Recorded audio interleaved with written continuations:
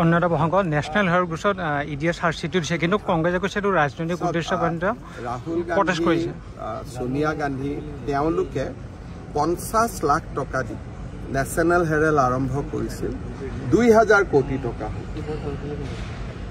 হয়নে কবাত আমি যদি কাপোৰ এটাও পিন্ধো কংগ্ৰেছে খুচৰি ফুৰে কিন্তু 50 লাখ টকা 2000 কোটি টকা কেনেকে হল তাৰ যাদুটো ৰাহুল গান্ধী সোনিয়া গান্ধীয়ে তো আমাক বুজাব লাগে আমাক যেহেতু আজিলৈকে বুজোৱা নাই গতিকে আদালতত চাৰ্জশ্বিট হৈছে এটা তেওঁলোকে কোৰ্টত বুজাও तो मैं ये बोलना चाहता हूँ 50 लाख रुपया से 2000 करोड़ तक पहुँच गया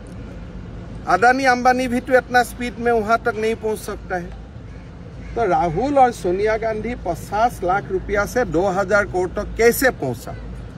तो इसका आंसर तो लोगों को सही है ना तो तभी हम लोग ऐसा अच्छा बिजनेस कर पाएगा और इतना तो अदानी अंबानी का लोग बात कर रहा था लेकिन ये तो उल्टा हो गया सोनिया राहुल का बिजनेस मॉडल अदानी अंबानी से स्ट्रांग है तो हमें जानना है भाई 50 लाख से आप 2000 करोड़ तक कैसे पहुंचा हमें तो आप नहीं बताया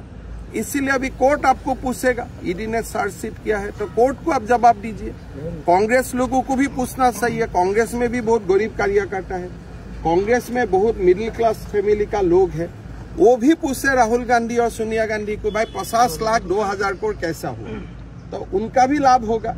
तो इसीलिए मैं ये पूछता हूँ कांग्रेस बीजेपी का खिलाफ आंदोलन करने से अच्छा होगा सोनिया गांधी और राहुल गांधी को जाके पूछना चाहिए भाई ये ट्रिप हमें सिखा दीजिए 50 लाख से 2000 करोड़ कैसा होता है थोड़ा हमारा भी फायदा हो जाएगा कांग्रेस का कार्यकर्ता का भी फायदा हो जाएगा চৰকাৰৰ দিনতে গোচৰটো ৰুজু হৈছিলে কিন্তু এতিয়া কংগ্ৰেছে কৈছে ইডিক আৰু তেওঁলোকে তদন্তকাৰী যিটো সংস্থা আছে বিজেপি চৰকাৰে ষড়যন্ত্ৰমূলকভাৱে তদন্ত নালাগে খালি দুখন কাগজ লাগে যেতিয়া আৰম্ভ হৈছিল 50 লাখ এতিয়া 2000 কোটি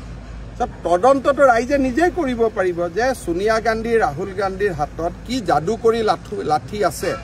যে 50 লাখ টকাটো গৈ 2000 কোটি টকা হৈ গ'ল সেইটো বুজাই দিলেই হ'ল নহয়